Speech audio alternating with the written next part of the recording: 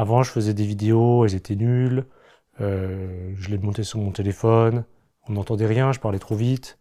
J'avais pas de micro. Les gens me disaient mes vidéos elles sont super, mais derrière je voyais personne qui les regardait. Et puis j'ai rencontré Aravision. Et puis tout a changé.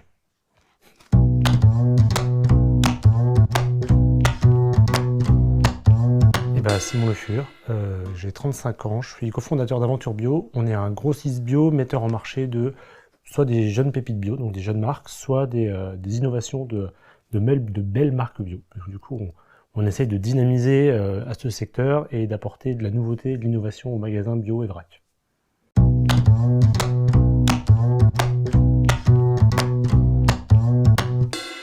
L'histoire, c'est que ça faisait très très longtemps que j'essayais de faire de la vidéo, soit moi-même, soit dans d'autres boulots, pour essayer de faire passer des idées, de faire des contenus qui permettent de prendre un peu de temps et d'expliquer des choses et de recréer en fait sur un contenu en fait ce qu'on va dire un peu naturellement au téléphone quand on a des échanges dans les salons.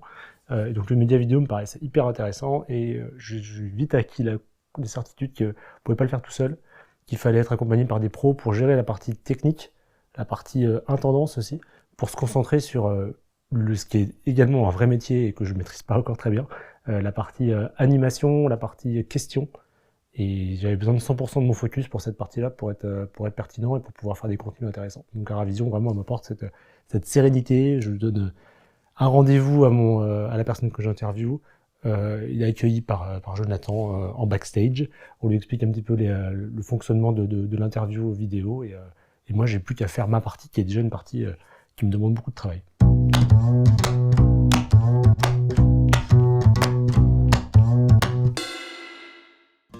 Alors mon constat, c'est que ça prend doucement, mais ça prend sûrement, et que au final, si je compte le nombre d'heures de vidéos qui sont visionnées, dans lesquelles les marques qu'on interviewe, les entrepreneurs qu'on interviewe passent des messages, et dans lesquels je peux passer aussi des messages, en fait, c'est comme si des gens nous écoutaient parler 7 heures par jour. Donc en fait, je calcule que c'est un peu comme si je me dédoublais. Au lieu de passer ma journée au téléphone, en fait, voilà, il y a plein de gens qui peuvent comprendre un peu notre façon de travailler chez Aventure Bio en écoutant nos vidéos, en les regardant en fond, en podcast.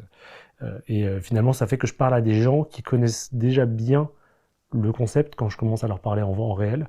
Donc on peut aller directement à l'essentiel et pas avoir à tout repitcher et pas avoir en fait à expliquer tout ce contexte, toute cette réflexion qui est assez longue, quoi. Donc c'est un outil hyper intéressant pour qualifier les relations et pour bonifier les relations qu'on a ensuite.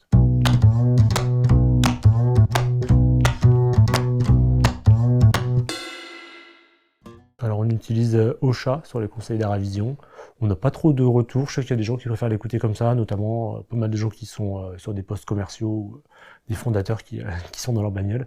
Donc c'est très pratique pour ça. Et ouais, j'ai des retours, des écoutes assez longues a priori.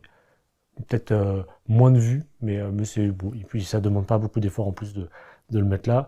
Il faut juste prévoir un petit peu lors de l'interview de pas être trop visuel et de pas trop montrer de trucs qui seront mal retranscrites en fait en audio.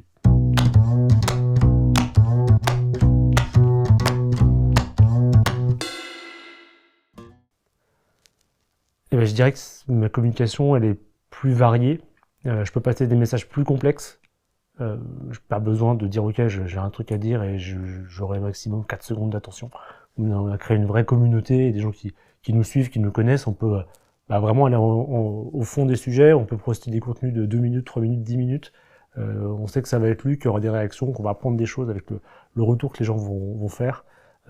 C'est très pratique pour passer ce genre de longs messages et je vois que c'est un vrai outil pour les marques et elles sont très demandeuses et très contentes de pouvoir en fait en bénéficier. Donc du coup c'est un tremplin qu'on offre aux marques de pouvoir les amener en contenu vidéo.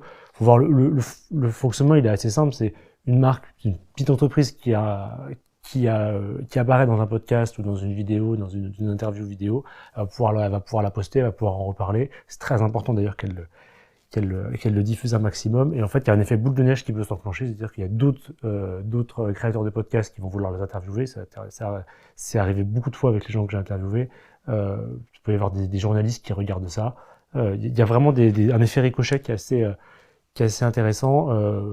Et on est petit, hein, donc on ne mène pas les gens sur TF1 derrière, mais Mais voilà, ça amène de l'eau au moulin de ces marques-là, et moi je leur conseille vraiment de le diffuser un maximum pour générer d'autres retours médias derrière et pour pouvoir faire parler d'eux sur les réseaux.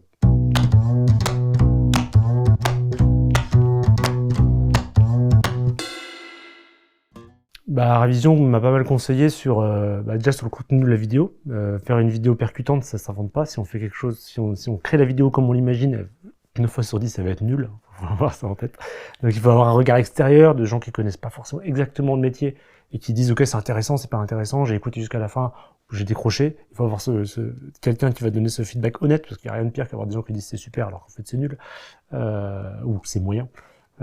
Et derrière, voilà, on a pu essayer notamment la diffusion en audio, la diffusion dans le newsletter. On a quelques tips aussi sur l'algo YouTube pour essayer de faire des contenus qui vont être intéressants. L'idée d'augmenter un max, enfin de créer des vidéos qui vont augmenter le watch time, donc le temps de visionnage qui va derrière donner de la crédibilité à la chaîne.